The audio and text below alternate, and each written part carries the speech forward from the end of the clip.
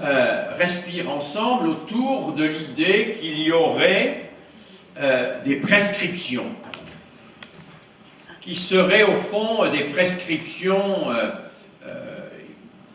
objectives et qui, comme le dit Stanislas Dehaene dans le dernier papier qui est paru dans le journal du dimanche, qui est devenu, vous savez, une sorte d'annexe du bulletin officiel de l'éducation nationale, dans le journal du dimanche de la semaine dernière, il suffit de se mettre d'accord scientifiquement sur un certain nombre de choses, ce qu'on appelle les données probantes, et les enseignants mettront en pratique sur le terrain, mettront en application sur le terrain, les méthodes élaborées en laboratoire par des scientifiques afin de garantir la réussite et la démocratisation de toutes et tous.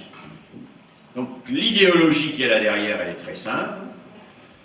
Des données probantes, en réalité des données, comme je vous l'ai montré, peu probantes, et surtout un enseignant prolétarisé. Alors, j'emploie le mot prolétarisé que j'emprunte à mon collègue, hélas décédé depuis 2 ans, Bernard Stiegler. Et Bernard Stiegler disait très précisément, rappelez que Marx lui-même n'a jamais dit que les ouvriers étaient des prolétaires. Marx a dit que les ouvriers avaient été prolétarisés par la machine. C'est-à-dire qu'à un moment donné, on a acheté les machines-outils, on a installé les machines-outils. Il a fallu rentabiliser les machines-outils. Pour rentabiliser les machines-outils, on a fait quoi? Ben, on a mis l'ouvrier au service de la machine.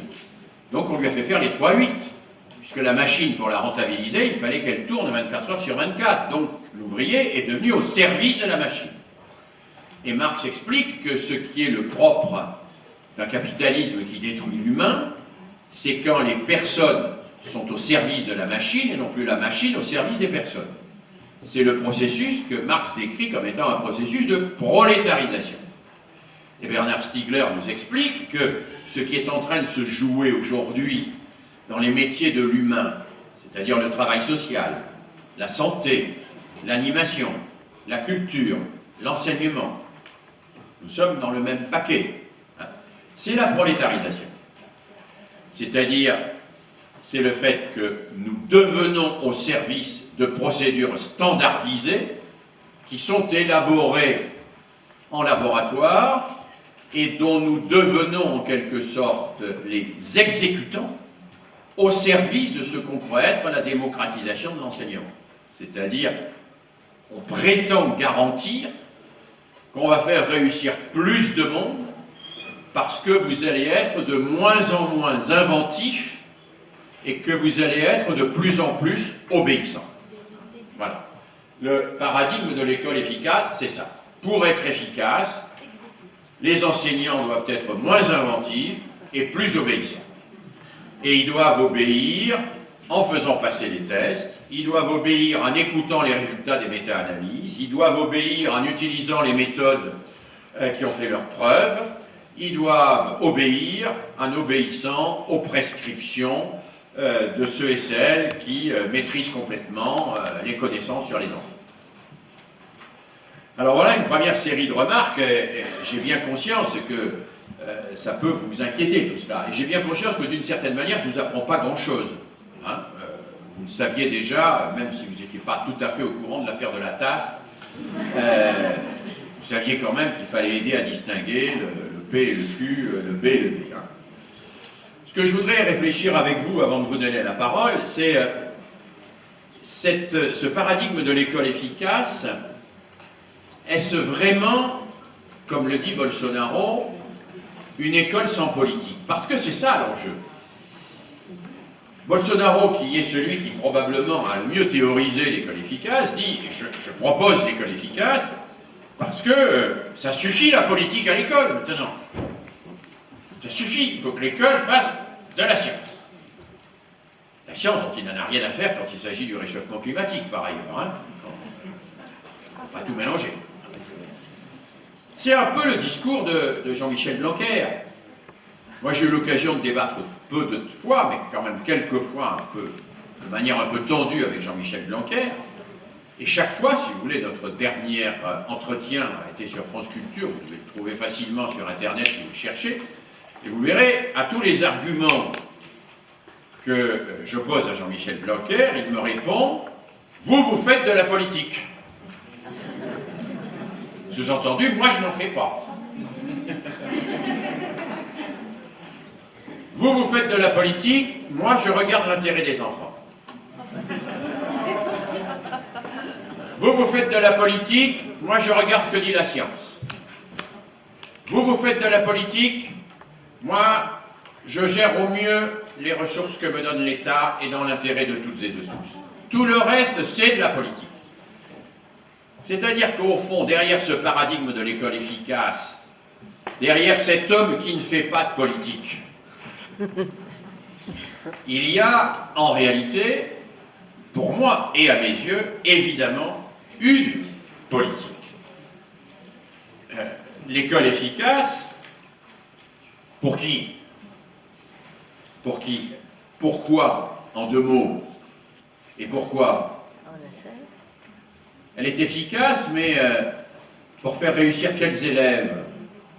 Ceux qui sont les plus dociles au regard des tests qui leur sont proposés, ceux qui ont maîtrisé, de par leur environnement familial, les codes scolaires déjà, ceux qui vont le mieux s'adapter aux évaluations quantitatives, qui ne vont pas du tout chercher à comprendre ni acquérir le moindre esprit critique. Quels sont les critères de réussite de cette école efficace? Est-ce que ce sont des critères objectifs? La réussite, ça n'est pas objectif, la réussite, c'est au regard de valeurs. Les critères que l'on nous propose sont des critères qui ont été choisis, qui renvoient à une vision de l'humain, de la société, du monde. Cette école efficace, quels sont les indicateurs d'évolution? Ils ont été choisis par qui? Ils renvoient à quel véritable projet éducatif? En réalité, cette école efficace nous propose une double réduction. Réduction de la réalité éducative à ce qui est mesurable, quantitativement et comparable, et réduction de l'éducatif au strictement scolaire, avec cet effet paradoxal que nous vivons tous, c'est que chaque fois qu'il y a un problème sociétal, l'école est censée le résoudre, systématiquement. Nous savons bien, et tous les travaux le montrent, que l'éducation, ça n'est pas que l'éducation scolaire. Que l'éducation des parents est fondamentale. Que ce que les enfants reçoivent des médias joue énormément sur leur développement. Que la manière dont ils vivent dans la ville est très déterminante de leur éducation. Selon qu'on les met sur des tourniquets à tourner en rond ou qu'on leur donne des terrains d'aventure, c'est pas la même éducation qu'ils reçoivent, hein. Que la possibilité de participer à des loisirs organisés par des mouvements d'éducation populaire à visée démocratique, c'est pas tout à fait la même chose que de rester scotché à son jeu vidéo pendant toute la journée. Hein? Nous savons très bien que l'enfant est un être global et qu'on ne peut pas le découper en tranches en disant il y a la famille, l'école, les loisirs, le sport, les médias, tout agit sur tout.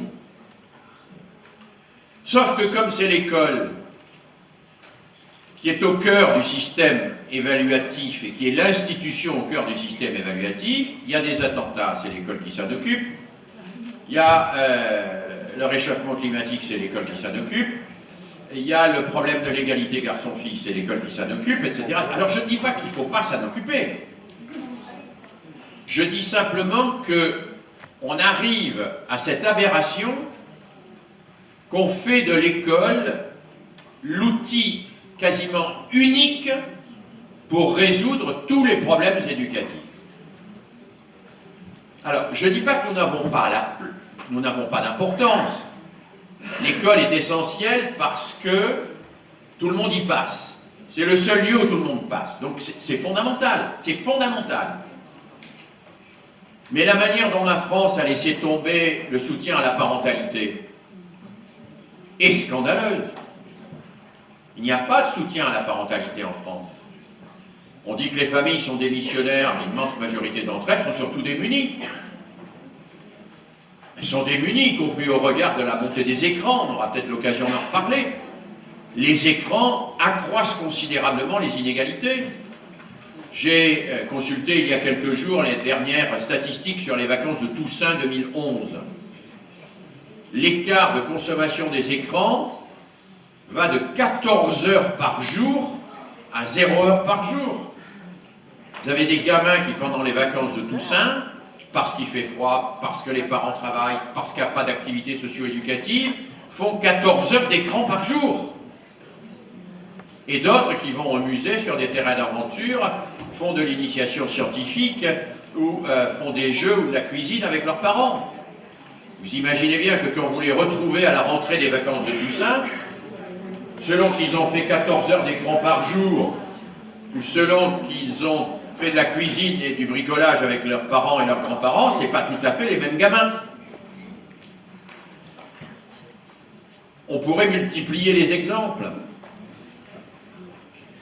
Moi, j'ai rien contre les parents qui exigent que leurs enfants réussissent à l'école, mais un parent qui n'arrive pas à faire coucher son gamin le soir avant 2 heures du matin parce qu'il joue des jeux électroniques, il ne peut pas exiger qu'il soit au top en maths le lendemain matin. C'est pas possible. Donc je ne suis pas pour accuser les parents, je suis pour dire l'école à elle seule ne peut pas tout, il nous faut des alliances éducatives. Et en particulier une alliance éducative entre les enseignants et les parents. C'est un des points qui apparaît très fort sur un des panneaux. Je le dis d'autant plus librement devant mes collègues du SNUIPP que j'interpelle depuis des années le SNUIPP sur cette question sans beaucoup d'écho, je dois dire. Moi je dis depuis des années au SNUIPP, un des enjeux majeurs, c'est l'alliance avec les parents. Si nous ne faisons pas alliance avec les parents, les gouvernements libéraux manipuleront les parents contre nous. C'est-à-dire joueront sur les professeurs doivent être mis en concurrence, il y en a des bons, il y en a des mauvais, etc. etc. Et s'il n'y a pas, je le dis avec un peu de gravité, y compris au regard des dernières élections et dans la perspective de celle de 2027, s'il n'y a pas un travail de fond entre les parents et les enseignants pour se mettre d'accord sur un certain nombre de principes éducatifs communs dans l'intérêt des enfants, ce qui va se développer, qui a été ébauché par Maxime ce matin dans son introduction, ce qu'on voit apparaître par exemple dans l'expérimentation de Marseille, c'est l'idée qu'au fond, on rendra public systématiquement et quasiment tous les trimestres les résultats de toutes les évaluations pour que les parents puissent faire leur marché et mettre les enseignants en concurrence. Ma conviction, c'est ma conviction, c'est que si on laisse se faire cela, c'est la mort de l'école publique. C'est la mort de l'école publique, c'est la fragmentation de l'école publique. C'est une école publique réduite à une juxtaposition de confettis dans lesquels chacun va essayer de chercher l'intérêt pour sa propre progéniture, indépendamment du bien commun et de l'avenir commun que nous devons préparer ensemble. Donc je crois que dans la politique que nous avons vécue, il y a aussi cette manière de dire les enseignants sont responsables de tout. Et vous, parents, vous êtes responsables de pas grand-chose. Alors bien sûr, il y en a quelques-uns auxquels on va enlever les allocs. Bon, c'est assez peu. Bon. Mais c'est les enseignants qu'il faut juger. Et là où on devrait, à mon avis, travailler ensemble, enseignants, parents et éducation populaire, parce que pour moi c'est le troisième volet, qui a été aussi très largement laissé à l'abandon, eh bien, on nous monte les uns contre les autres en permanence. Et les enseignants, certains enseignants que je rencontre, je les écoute et parfois je me dis qu'ils sont eux-mêmes schizos, quoi. C'est-à-dire qu'en tant qu'enseignants, ils dénoncent le comportement de certains parents, mais en tant que parents, ils font pareil, quoi. Hein, à peu près. Alors, un peu plus habilement, parce qu'ils connaissent les codes. Donc, ils ne vont pas trop bousculer d'une manière violente les collègues. Mais quand même, globalement, c'est la même attitude. Hein. Et donc, il y a là des enjeux majeurs. La réduction de l'éducatif au scolaire et du scolaire au quantitatif, c'est en réalité la mise sous contrôle d'une institution. Et derrière, c'est la préfiguration de ce que Gilles Deleuze appelait dès les années 70 une société du contrôle. Hein. Et puis, ce qui se profile là derrière, quand même, c'est l'idée d'une mise en concurrence systématique.